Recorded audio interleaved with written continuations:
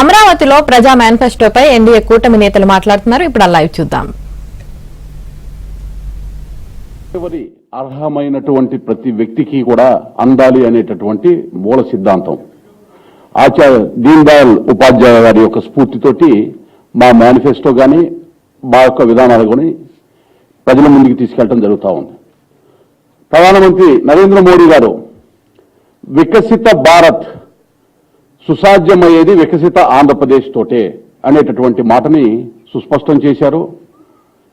Double engine సర్కార్ కేంద్రంలో మోడీ గారు, రాష్ట్రంలో నారా చంద్రబాబు నాయుడు గారు ప్రభుత్వంలోకి వచ్చి ఏదైతే అభివృద్ధికి వెనకబడిపోయి అరాచక విధ్వంసకర పాలన జరుగుతుందో, ఒక నరకాసురుడు, ఒక రావణాసురుడు, ఒక దుర్యోధనను తలపించేటటువంటి పాలన చేస్తున్నటువంటి జగన్మోహన్ రెడ్డి గారి యొక్క పాలనని చర్మగీతం పాడేటటువంటి విధంగా ప్రజారంజకమైనటువంటి సంక్షేమ అభివృద్ధి జోడెద్దుల యొక్క ఫలాలతోటి ఈ రాష్ట్రాన్ని అభివృద్ధి పదంలోకి ముందుకు తీసుకెళ్లాలి అనేటటువంటి భావనని వ్యక్తపరచడం జరిగింది.